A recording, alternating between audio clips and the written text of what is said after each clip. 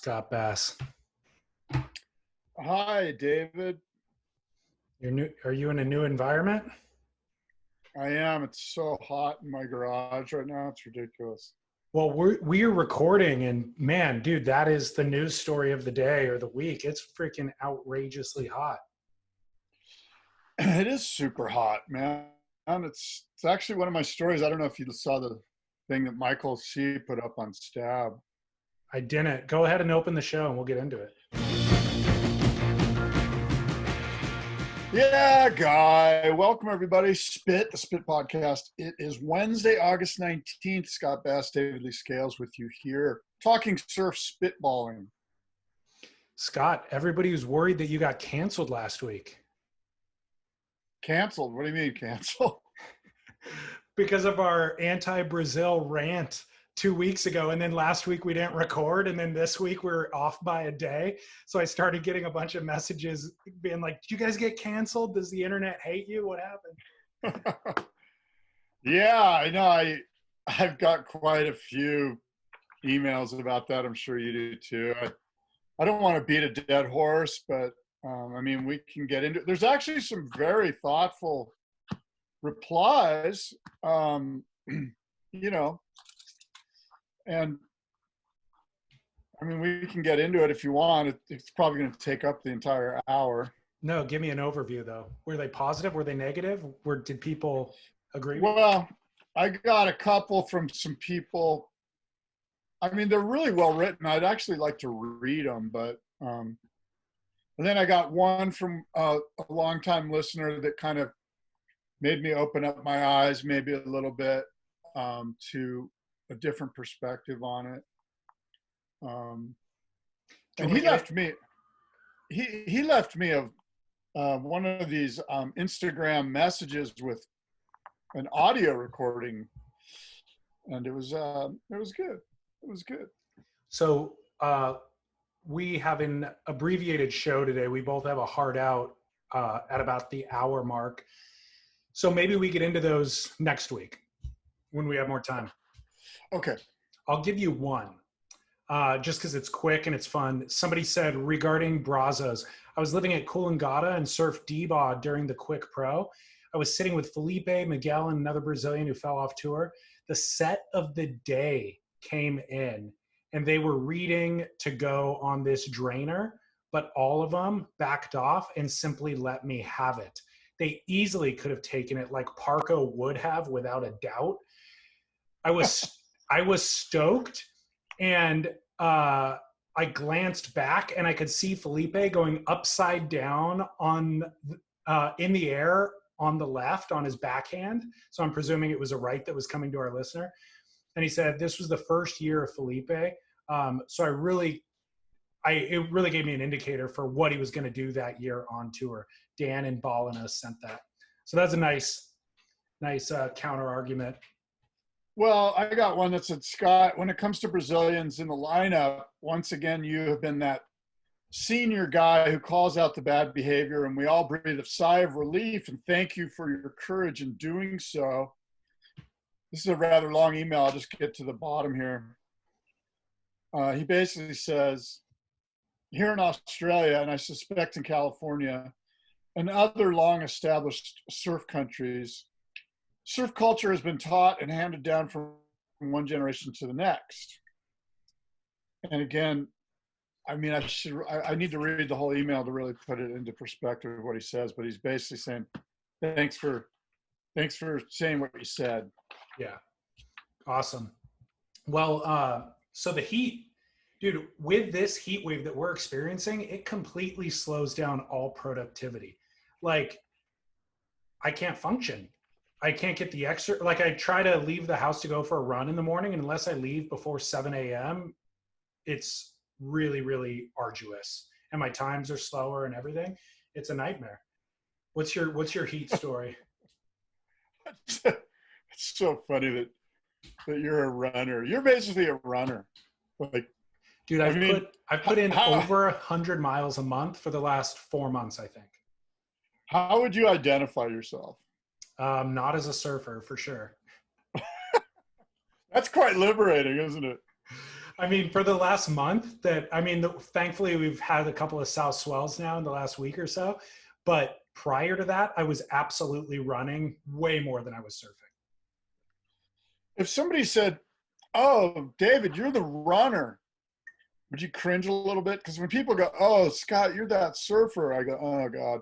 Like, how would you ID yourself? Like if you had to like fill out a census or you were asked to write an essay and it was like, tell us about yourself.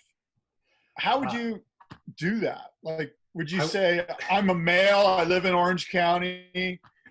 You know? It wouldn't be those things. I would like to think I am a compassionate friend, a loving son, a generous lover. I occasionally go to the beach. Sometimes I run.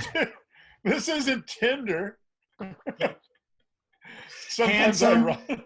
Handsome, 6'2", strapping, highly intelligent. Never wash my hair. No, yeah. No, surfer wouldn't be in the first 100 adjectives that I use. And runner would be somewhere in the 200, I would say. Why is that? Are you embarrassed? No, well, I mean, I guess on a cursory level, yes, there are kind of associations that go with it that are related with Jeff Spicoli that I don't identify with at all. The explanation for why it is meaningful to me is so long and detailed that just saying I'm a surfer doesn't really convey what I would want to convey to that person. I could use other adjectives and descriptors that would be a better understanding to them. And if I only had that short one-word explanation, surfer would convey the wrong meaning. That's why I wouldn't use it. And when you say runner, it's kind of like, it's sort of this top level. There's not really a lot of depth to your enjoyment of running like the way there is with surfing. Not at all. I mean, I get certain things out of it, but nowhere near the depth. There's a discipline that comes with it and just a maintenancing of health that is the main level of importance. But there's not the same, I hate to even say spirituality, but there isn't. You know what? It's funny you say that because I was thinking about this the other day too. You know, you and I are often kind of like cringe when people go, "Oh, it's, you know, surfing's my life and it's spiritual." And I've kind of stopped cringing. Like, really, that's kind of what it is. Like, it's kind of commune with the universal spirit of nature or whatever your dogma is, or whatever your pious deity might be. But surfing is spiritual. Like, and I don't know if it's laying on a board or if it's just going in the ocean. You know, like, do you even need a board? Can you just go in the ocean and get that sort of spiritual tune-up, if you will? I think you can. I think the spiritual aspect you could get just by going in the ocean. There's a bunch of ancillary benefit that comes with surfing itself. But going back into the womb of Mother Nature is what going into the ocean is. So the actual riding of the wave isn't the spiritual part. It's more about going into this water, the water, right? The ocean, going into the ocean. I think so. And so obviously it's different than going into a swimming pool. You know, that's a body of water. Obviously, maybe it's artificial or it's fresh water, or it has chlorine. It's just, there's not, you know, the possibility of going into the food chain and getting eaten, all of those things. Well, not to draw the analogy again to motherhood, but when you're in the womb, there's a rhythm to it. There's a heartbeat. There's a fluid kind of motion. The ocean is all of those things. You are really, number one, like subjecting yourself to all of the elements. So there's a real vulnerability with going into the ocean, but then there's also a letting it wash over you. If I go with the rhythms of the ocean, I'm actually going to have a better experience here. I mean, I can't tell you how many people, when I take them to the beach, maybe a parent or an extended family member or a girl that I've been dating or something, and they go to play in the shore break, all of them get pounded by the shore break and they're using tons of energy. And the first thing I explain to them is, hey, keep your shoulders underwater and just dip under the wave, just 1 foot. If a wave comes, if it hits you in the chest, you're going to get knocked back. If your shoulders are underwater, no matter how big the wave is, just dip your head 1 foot beneath that. It'll wash over you instantly. You'll spend 0 energy and you'll come right back under it. It's scary to go under when this thing's coming at you, but it's the best place to be. And if you're standing trying to fight it, you're going to waste tons of energy and get pounded to the beach, you know? So that little like rhythm and understanding and giving into it is, you don't get in the swimming pool. You have to be in the womb to get it. Wow.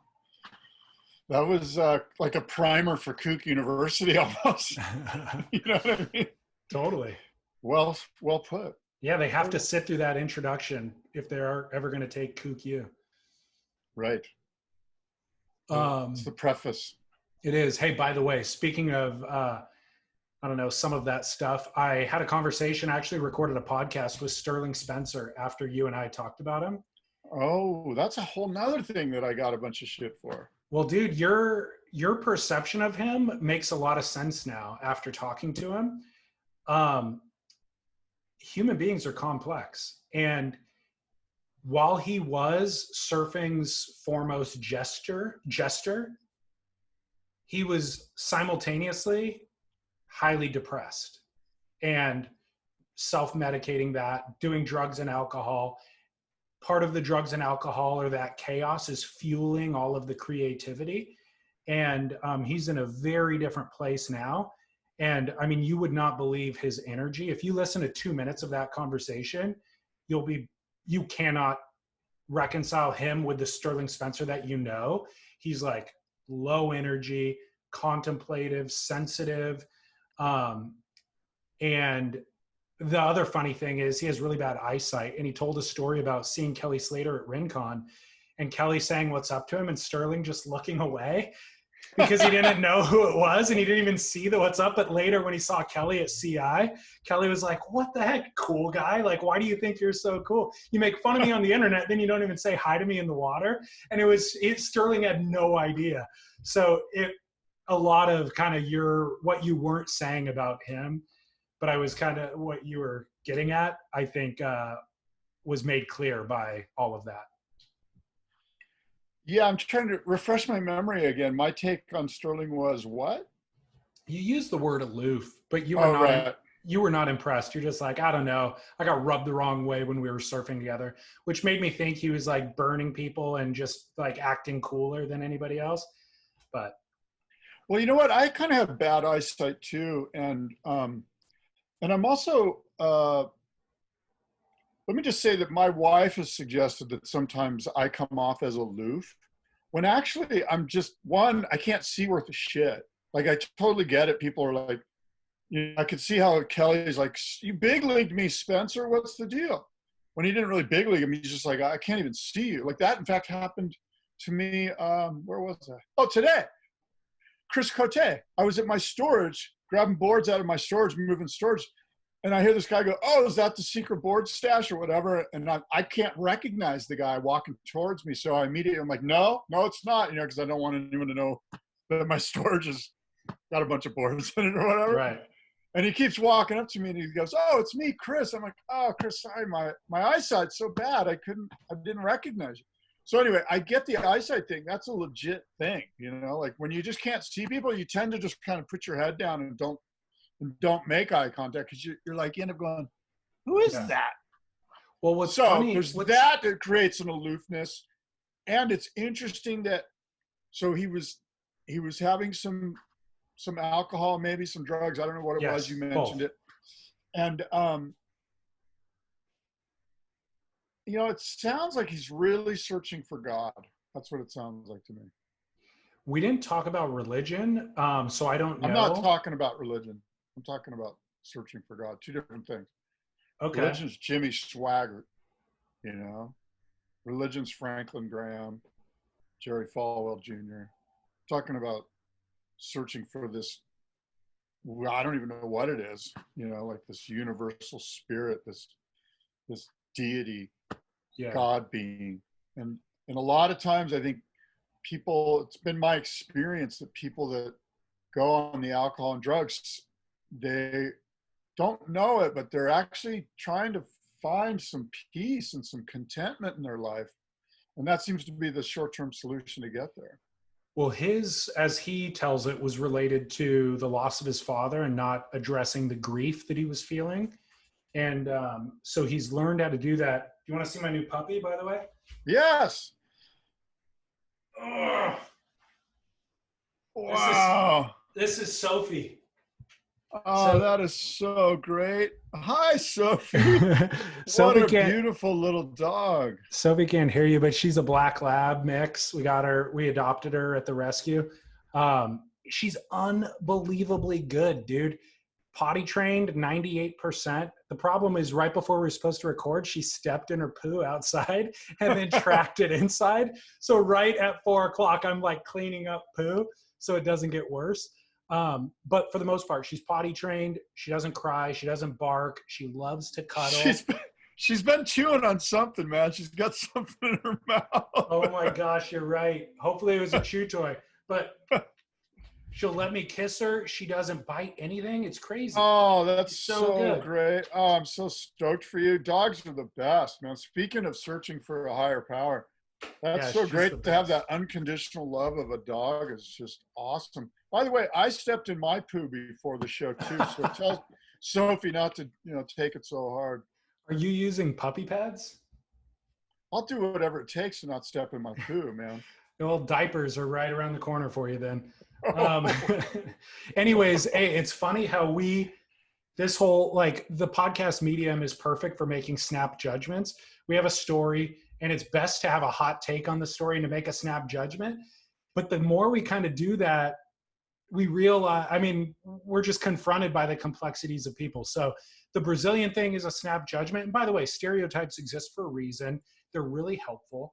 I hate the current kind of cancel culture that is like, you said all people are similar. And it's like, dude, you live by if you're walking down, if you're in a new city or your city and you're walking down the street at night and there's an old lady on the other side of the street and a group of 18-year-old boys walking to you on your side of the street, you're going to cross and go walk with the old lady because you learned through life and stereotype that there's inherent dangers with a certain group of people, rightly or wrongly, and you're going to make a decision. We all use them. So to discount stereotypes is really, I think, just shallow and narrow-minded and not that critical.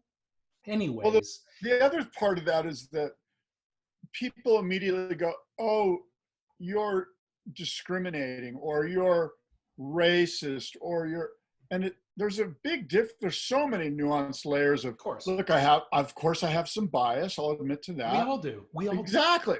But that doesn't mean that I'm, over here in uber alt-right field, so yeah. Look, if you're using those stereotypes to discriminate or not hire or keep people down, then yes, that's a problem, clearly. But stereotypes do exist. So anyway,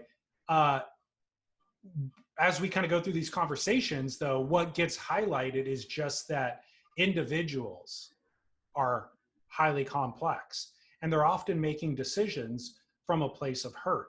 So whether Sterling Spencer doesn't say hi in the water or you don't say hi to Chris Cote or a pack of Brazilians paddles out into the lineup and there's a snap judgment made, like once you encounter that individual within that group on an individual basis, it's a very different interaction. Like you can absolutely find humanity and compassion and sympathy in individuals, but the decisions about the group are made out of protecting one's self-interest generally. Yeah, well, very well put. And, and it's just crazy. Even like, 9/10 of my own biases towards whoever it is, if it's a group of Brazilians or if it's just, 3 newbie Vals paddling out, I'm immediately going to some weird place in my head about them all because of some fear that's going on between my ears. That's like, basically, most of it is, I'm not going to get, it's a fear of missing out. It's a fear that this group or that group is going to take from me the limited amount of waves that are going to be coming through in the next 2 hours. And that's inherently selfish and not, there's no like growth there. There's no freedom there. There's no freedom there. And, you know, but I want to just hunker down in my judgment, you know, let my ego kind of take over rather than just be liberated and be like, you know what, let them have some fun with it. Like, it's hard for me to get to that aloha spirit. Right. And that's kind of what my whole journey has been these last like 15 years in surfing, is like, can I just like get some rabbit kakai in me? You know, can I just be like, it's all good. You go. No, I don't need to catch this set wave. You go. You know, like, that's so hard for me to do. There's so much inherent selfishness that's where my biases are based, is in missing out. Let me ask you this. This wades it back into controversy. Good. I cringe when I see, let's use the WSL.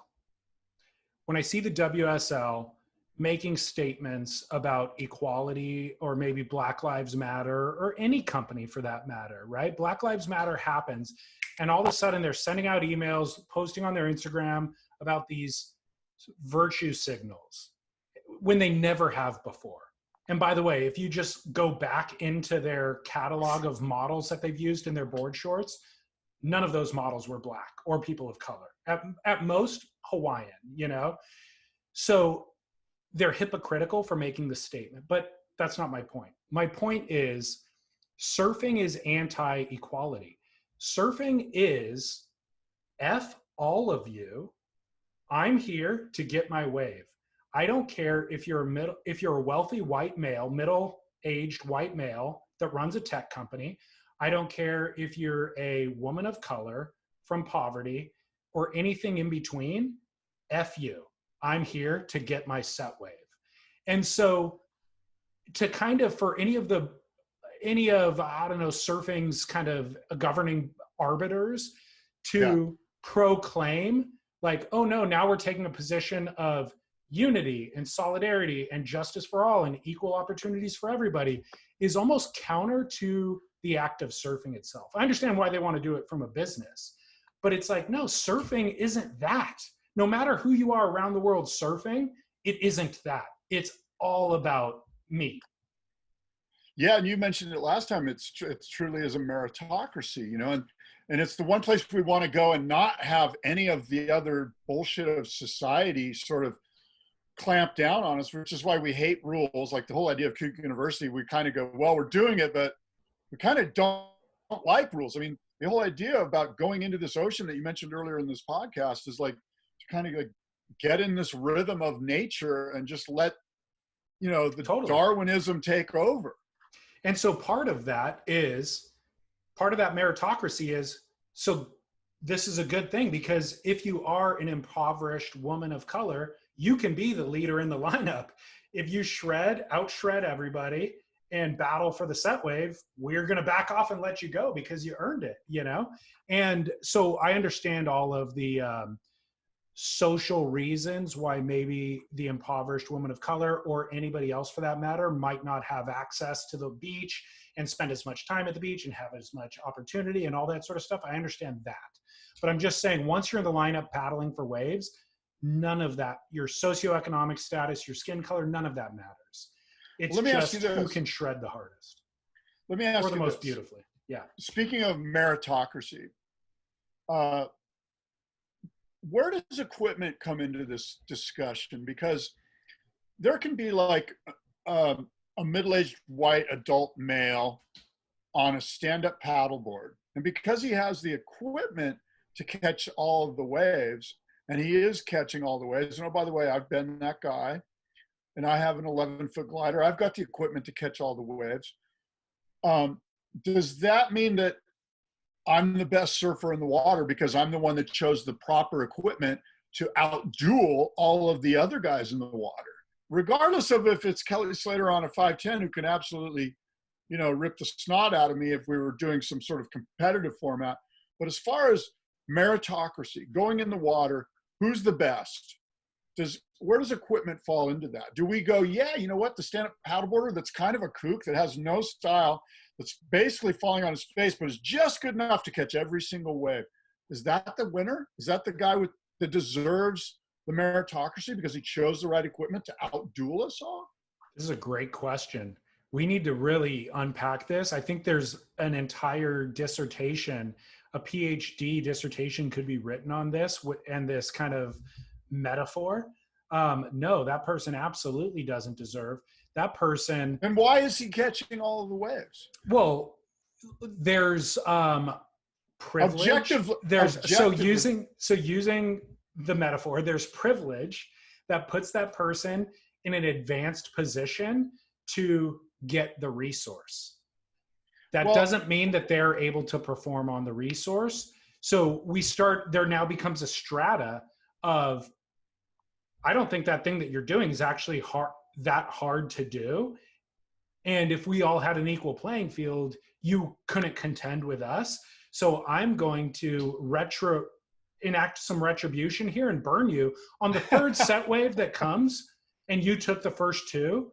Yeah. I'm going to let one go. On the third one, I'm now going to burn you because I waited my turn, and you're not recognizing that I don't have the same privilege that you have, but I have actually more of the merit kind of based talent. So I'm going to let you know that. Well, there's you've thrown a lot of subjectivity into it, which is good. And that's where a lot of the nuance is. But I like to think of it like, let's say your mom or my mom or whoever that doesn't surf is watching the situation. And they're like, gosh, that guy's the best surfer out here. Look at him. He's catching all the waves. I've seen him ride a long ways. And he keeps doing laps on catching tons of waves. He's obviously the one that's winning, that has the most merit. It's just proving out before my very eyes objectively. Now, I don't understand the nuance of, what we just talked about, me being the old lady on the beach. And you mentioned this level playing field, that you said there's no longer a level playing field because he's on a stand-up paddleboard. I would argue, look, the level playing field's the ocean. We're all standing on the beach. Choose your equipment. I don't care. That's the level playing field. Just because you chose the 5'10" and I chose the 11-foot stand-up paddleboard doesn't mean it wasn't level to begin with. You saw the waves. You saw me with my stand-up paddleboard, and you chose the 5'10". So Yeah. So great questions. I'll address that last one first. All the people that had to choose which equipment to ride that day don't have all the options that you have. So maybe they didn't have access to a stand-up paddleboard. They only have one board. They're in a ratty wetsuit, and that one board is yellowed and beat to crap. So you would be inhumane to not have any compassion for that person. If your only objective as the stand-up paddler is to get the max amount of waves, then you're lacking compassion. So I would argue to the woman who's on the beach that is just surveying that person and saying that person's the best surfer, that's just showing up in Southern California and be like, who's driving the Ferrari, living in the biggest house, and taking it from afar going, that's the successful person. Well, if you look a layer deeper, you find out that person has bankrupted every business that they've ever done business with. They just don't pay any of their bills. And they don't pay their taxes. They're ripping everybody off. And once the government finds out, they're going to end up in jail or not, because they'll hire an attorney to get them out of the situation. And they've got 5 failed marriages, and they've got kids that don't talk to them. You're missing all of the nuance and complexity.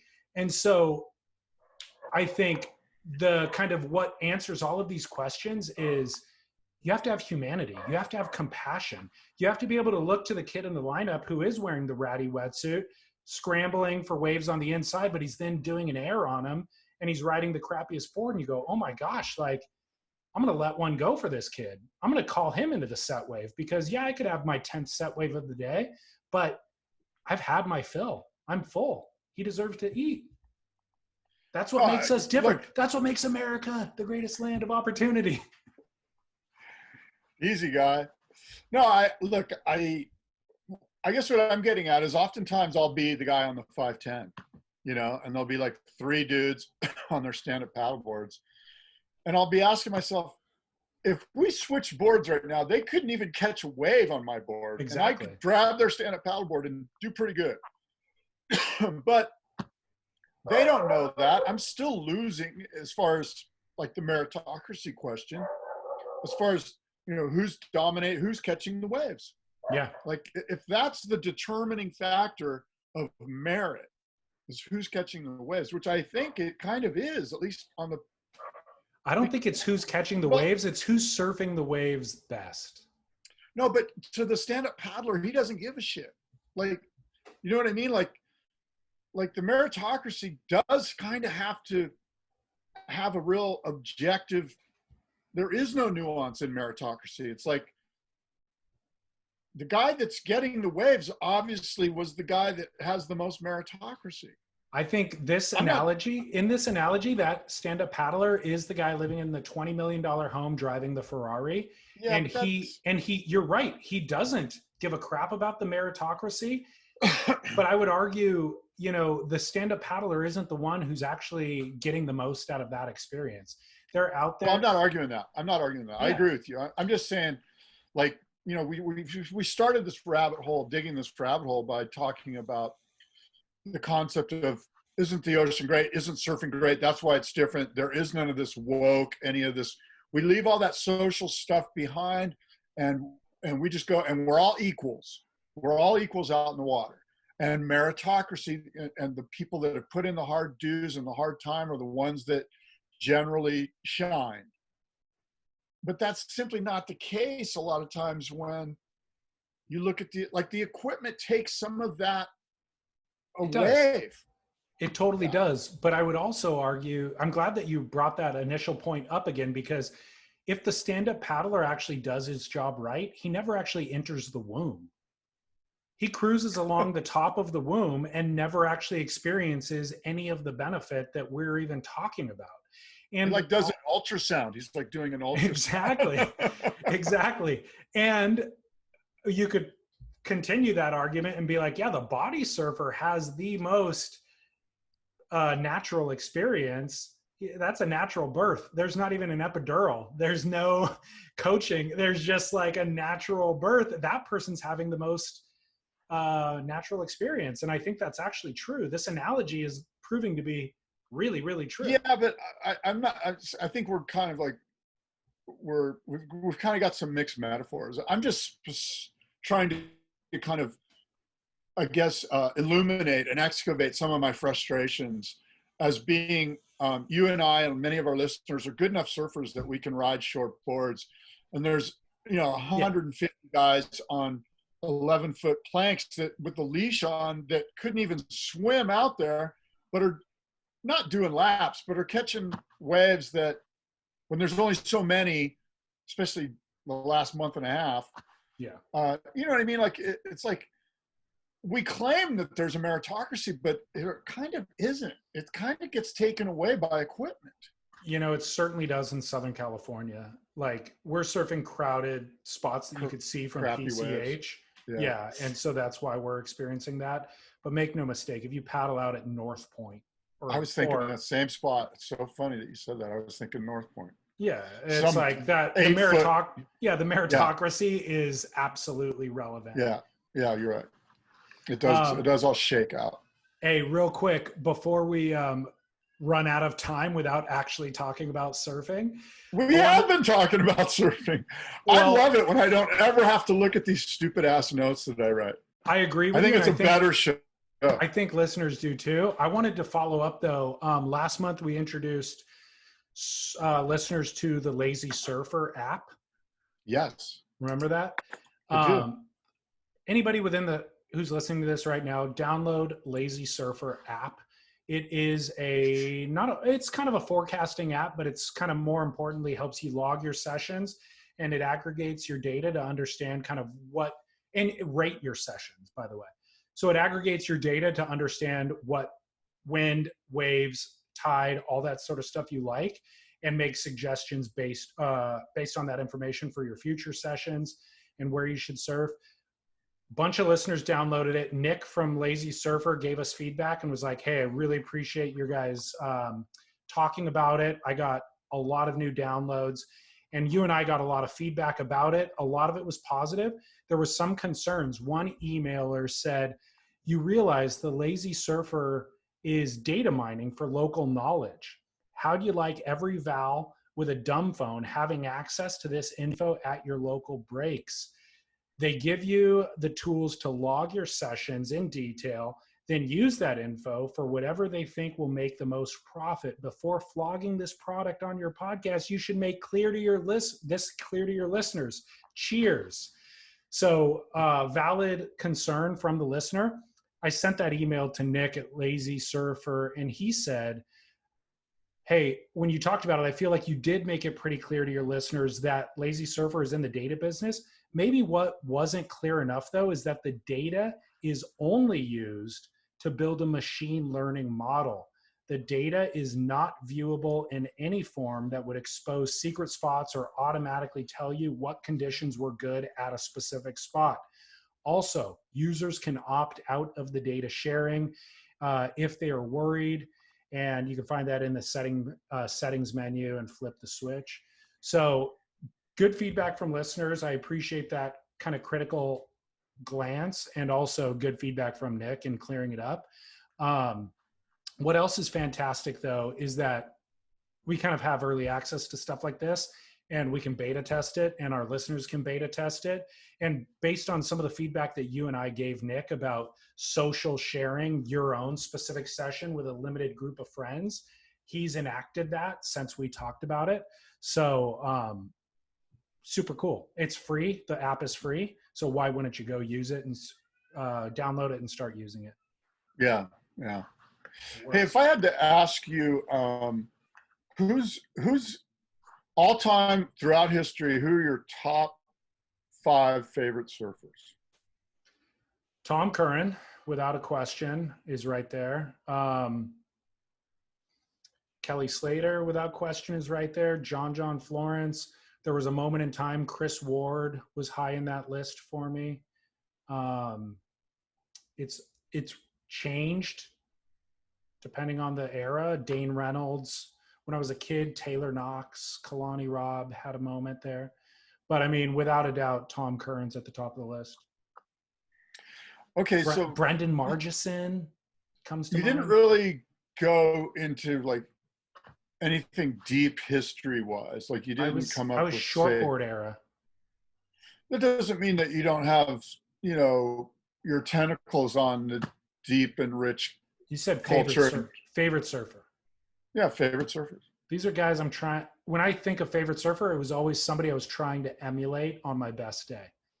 What about like Mark Richards? No, it was before my time. Okay. Like when I was coming up, again, I started surfing, let's say 92, 93. That was already outdated. Like I saw him in the magazines and videos, and I was like, yeah, but he's not going vert, you know? What? Guy was going vert. Anyway, the reason I bring that up is that one of my top 5 favorite surfers, Rabbit Bartholomew, I just saw this. Did you see this news? He's running for office on the Gold Coast. He's running for in the Labour Party. I don't know too much about Australian politics, but Bugs is running for office on the Gold Coast, and he's got kind of a cool, I think basically like his sort of like, you know, elevator speech or his single sentence platform is, I don't know one person that loves the Gold Coast more than I do. So Rabbit Bartholomew is entering politics on the Gold Coast, which I think is great. You know, he's probably 65 or whatever, and I don't know. Cool. I don't know the way the politics work on the Gold or in Australia either, but I have zero faith that politics are the answer, to be honest. I didn't say they were either. I'm just. But you know what I mean? Like one of my favorite surfers. I'm down, but larger picture, if something needs to get changed, I feel like Bezos earning billions of dollars and making a company worth 2 trillion will actually be able to activate more change in terms of environmental change, even politics. Like he'll influence elections, he'll influence public policy, all that sort of stuff, because we're a capitalist society and that's what we value. And the politicians are just figureheads that end up getting paid out by those people's lobbyists. Yeah, innovation tends to create both legislation and regulation. It's not the other way around, obviously. You're not going to regulate something that doesn't exist. But I would agree with that. I think there's a lot to be said with that. And in fact, you know, back in the day, I don't want to go down this rabbit hole, but anyway, we're not going to go. Let's not do that. Rabbit hole? Was that a pun? Whoa, Scott? That was pretty deep. It is a pun. Here's now on the local level, maybe local politics, you actually can enact change. But my concern is, will the corruption of City Hall infect Rabbit? Or will Rabbit's goodwill infect City Hall? We'll find out on the next episode of Spin. Yeah, okay. Did you see, speaking of Australia, that this guy, his wife got attacked by a great white shark, like a 12-footer, and had her in its clutches. And this guy jumped off his board and beat the shit out of the shark. It's pretty classic. I saw that. It is crazy. Isn't that cool? I mean, it's horrible, but... What were the wife's injuries? I didn't look too deeply. I'm sure from what I read, her, you know, the shark had her leg firmly, you know, ensconced in its jaws, and this guy jumped. And so I'm sure her legs were pretty beat up. But she's going to survive. Yeah. Would you do the same thing for your wife? Absolutely. Don't you remember the story where I was... You didn't even rescue her off of a tipped over outrigger. She didn't need to be rescued. At least Paul Patterson saved her. I know. Oh, the fact that she still holds you accountable for it means that she did need to be rescued, and you didn't. I think she did. And I apologize, honey. I am sorry. But a shark won't happen again. The shark would have been a lot more obvious, and you would have then jumped in. Oh, for guarantee, I would have been whistling for Paul Patterson. I'd be like, Paul, get over here. We never know unless we're in that situation. You never know how you're going to react in a life-threatening situation. But I would like to think that if Julian Wilson paddled towards Mick Fanning in the final at J-Bay, that I would do the same for my significant other. That's true love, Julian. I would do it for my puppy. For sure. Sophia? Sophie. For sure for Sophia. Sophia. Why'd you name her Sophia? You know, it's funny. My girlfriend follows all these animal rescues because she likes looking at dogs. And is that why she hangs out with you?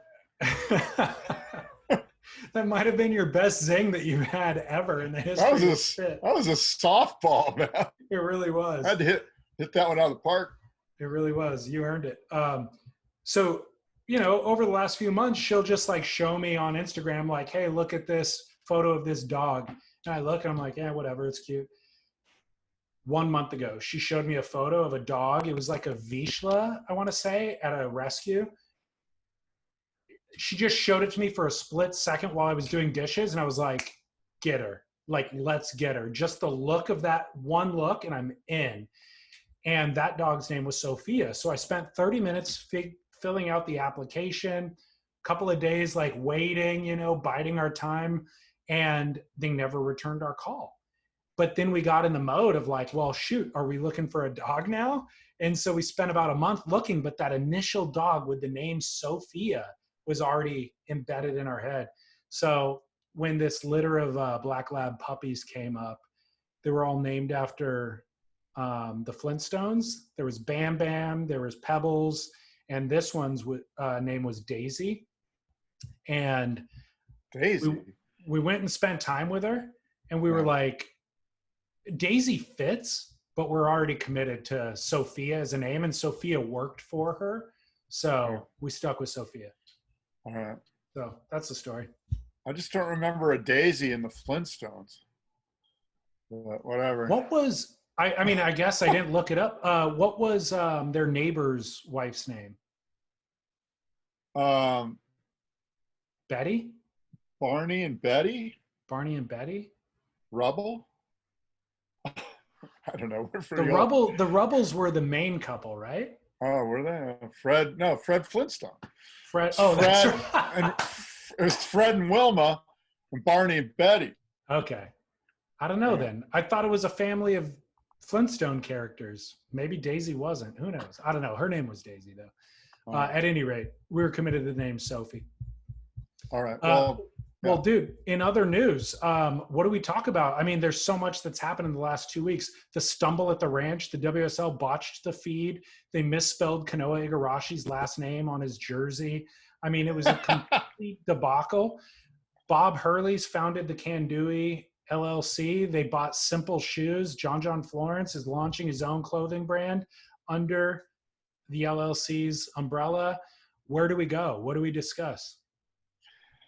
It's all exciting. I mean, I think the Hurley thing's the most fun to talk about for me. I don't know if talk about, but I'm just excited for them. I'm excited that there's a hardcore surf family that's started another chapter in their business. You know, Bob still is a surfboard shaper. He cut his teeth in this industry as a surfboard shaper. I mean, that's where it all starts. And anything that Bob Hurley touches is pretty much gold. He's a great human being, and his kids, Jeff and Ryan, are great guys. And I only see big success for John's thing and for the Simple thing and for anything that this Can Do LLC puts out. I mean, I'm big fans, and I guess we have to just wait and see, you know? I will co-sign everything you said about Bob Hurley. I think Bob Hurley is our salvation, to be honest, as a surf industry. We talk about it all the time, but it's almost under a microscope that I forget the larger context. But talking to Sterling Spencer helped me remind me of the context. In the mid 2000s, Billabong was funding his career to a large sum of money, let's be honest, for not surfing contests, for just making satirical YouTube videos. And that was the end of the heyday. And ever since then, it's been really scrappy. And all of those big brands have gone public and since filed bankruptcy. And the industry is in shambles.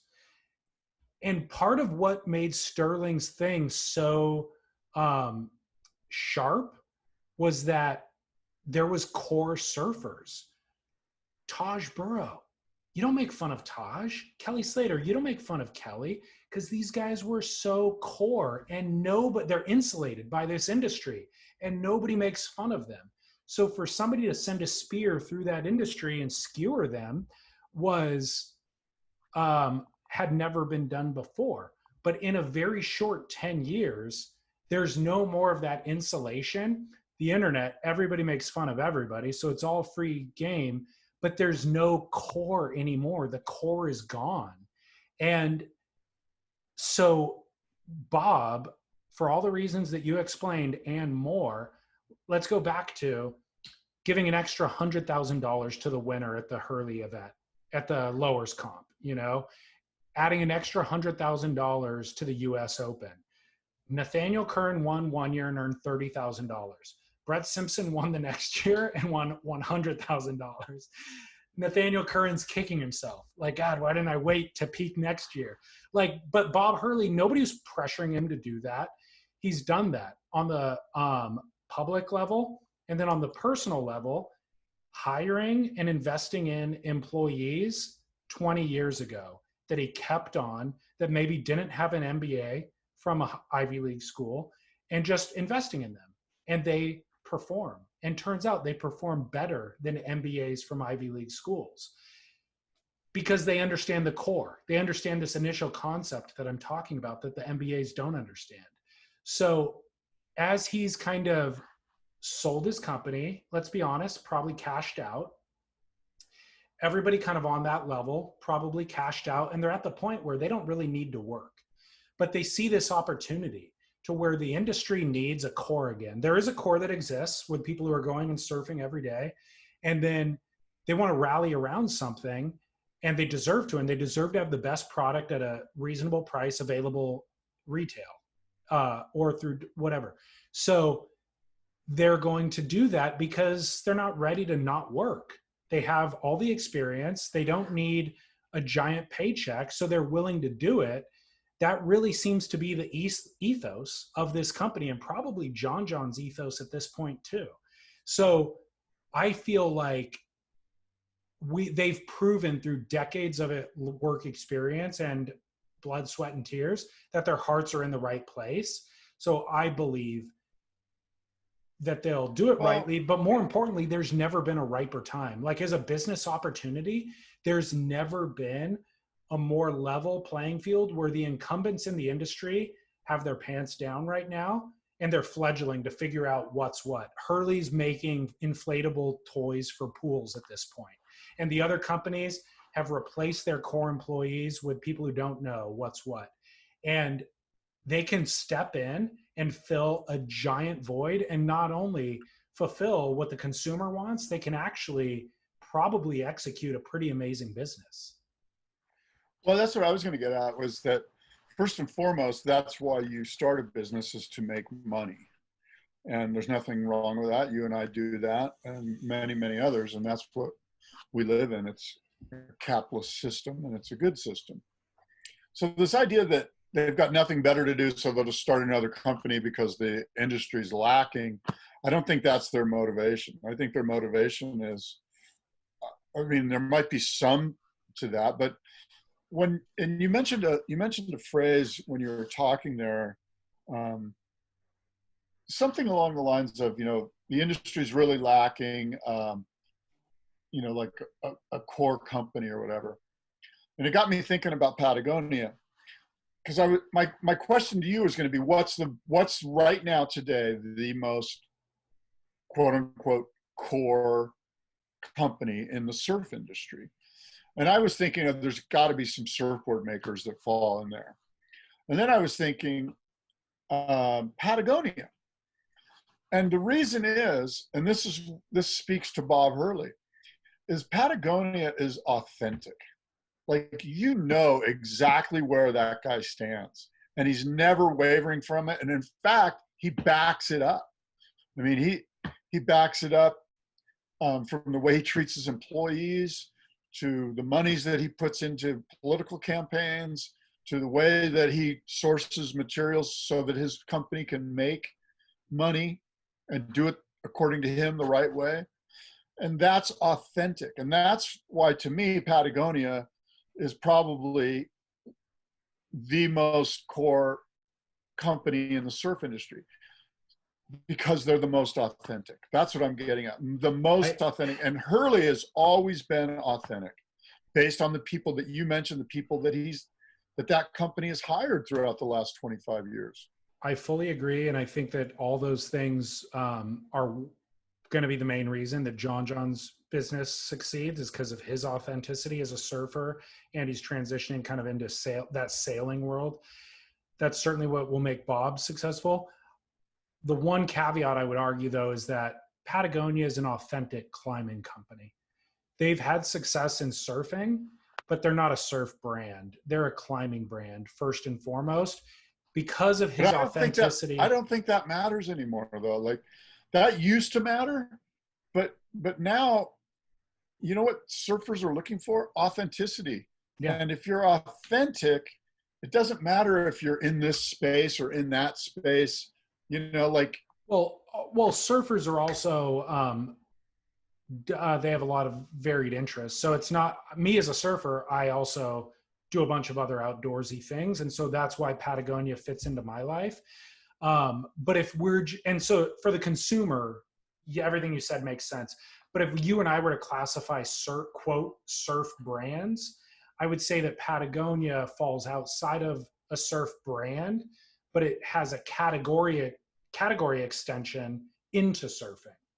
You know what I mean? It wasn't born in surfing. Yvon Chouinard, by the way, does surf, but he started making clothing, shorts, and gear and So selling it out of the back of his truck at Yosemite. It's a climbing brand. If that's the benchmark that has to be met to be a surf company, the one you just mentioned, say it again. That you have to have out of that space. That it was born from a surfer, basically. He was born from climbing. He would climb for 6 months. I know that, but I'm saying what makes a surf company then, according to what you just said, is the company has to be born out of a surfing. Like it has to be a guy that was just, it was Quicksilver making surfing and Quicksilver making board shorts. Right. So, and by the way, so there's a bunch of core surf companies. One of our main key sponsors. Quicksilver, in my opinion, is not a core surf company anymore. But they were. That's how exactly. They're not anymore. They were. That's right. this entire point. They were. Yeah. So I think to answer your question, name a core surf company. There's dozens. One of our main sponsors, NEEDESSENTIALS. We know the owners. They surf all of the time. They surf great. All of their product is for surfing. There's traction companies, Creatures of Leisure, Dakine. Well, there's every single eyewear companies. Every single surfboard brand. Those are all core. But when we're having this conversation about the Hurley and the Legacy and the Kandui group, I think what you and I are talking about is companies that are going to actually provide product for all of your things, for your board shorts, for your jeans, for your outerwear, for your shoes, for your wetsuits, for all of that. That's kind of what we're talking about for this conversation, which Patagonia certainly does. But the surf category extension for them is just a wing of their company. That was the argument that I was making. But I agree with you. Authenticity is key. Like there's nobody more authentic than John. That's what they're building. I think this whole, I don't know what suite of businesses around. By the way, I didn't say it, but they acquired Simple Shoes. Yeah. Which I could see, by the way. Simple is a phenomenal brand name that they could just make more than shoes with. I wouldn't be surprised if that becomes a clothing company and or a wetsuit company and an eyewear company, and maybe they just start doing camping gear. Like Simple says it all. Right? Yeah, no, I absolutely see that as sort of, I also see that, and I'm no business hotshot, but I also see that as sort of an out of the gates revenue creator for them. While they get these other businesses kind of up on their feet, they can count on Simple that it already exists, it's happening, there's distribution that they'll probably pile on with these other companies once they get these other brands up and going. But it's guaranteed revenue, which, kind of helps the engine run. Totally. Completely agree. I know you've got a hard out in 1 minute ago, so let's wrap. But I'll quickly say, in regard to NEEDESSENTIALS, obviously we wear the wetsuits. We've talked about wearing the puffer jackets as well. My secret in regard to running is the board short as a running short is the best running short. It breaks high above the knee. The back pocket is tight to my butt, so my phone fits in there without any jostling. Hold on, I got to take my earphones out, but here's my pair right here. Rob, did you hear that? He's pimping your shorts as running shorts. Yeah, I have to hang it there to dry because they're sweaty afterwards.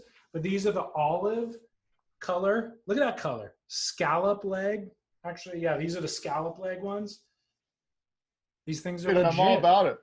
I was wearing my NEEDESSENTIALS long sleeve jacket and my NEEDESSENTIALS black trunks this morning, bro. I'm all about it. It's everything you need, nothing you don't. NEEDESSENTIALS.com. Keeping us styled and like honestly the most functional, fairly priced, like best equipment. So now that you've adopted a dog, I see right through this whole facade, by the way. You know what this means. If we can adopt a dog, that means we're probably thinking about getting married and we're going to have kids and or adopt a kid. It's in the cards, Scott. I can't give you a timeline, but it's in the cards. Well, if you need to buy a ring, talk to me offline. I've got a buddy that does that for a living. Okay, good to know.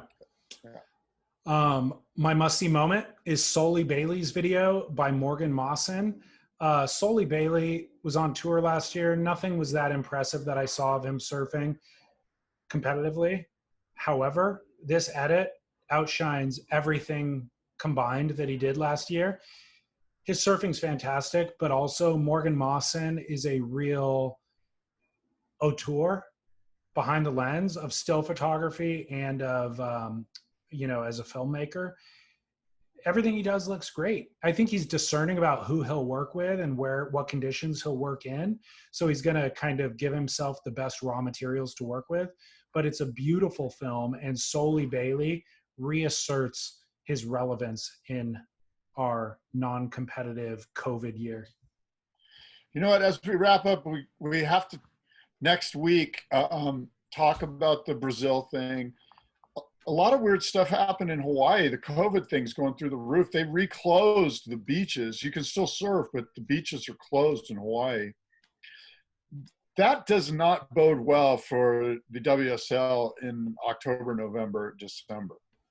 And there's a bunch of other stuff that we'll touch base with next week. Even if they're even still in business at that point, they misspelled Kanoa Igarashi's jersey. Like, who is running the screen printer at this point? Eric Logan himself is like pushing record on the button, screening jerseys. Like, it's getting bad.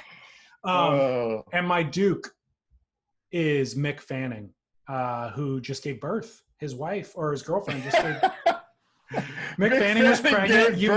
You might not have noticed he was pregnant for the last 9 months. And he defied all scientific odds by giving birth to a child. Incidentally, we had a friend over the other night who, like, born and raised in Mission Viejo, who's friends with Mick Fanning. She's not in surfing at all. And she's like, oh yeah, my girlfriend is like dating some pro surfer. They just had a kid together. I'm like, oh, who is it? She's like, Mick Fanning. I'm like, yeah, I know who Mick Fanning is. Her friend from high school. She's a friend from high school. Anyways, she said nothing but great things about the mother of Mick Fanning's newborn child, and congrats to that lovely couple. There's a lot of mother themes through this podcast, I've noticed. We've touched on the word mother a lot. There really is. Yeah. There really is. What are you going to do? All right, Scott. Great to be back. I'm glad that you're not canceled. I know. Not yet. You never know. Until next time, adios and aloha. All right. Thank you. Okay.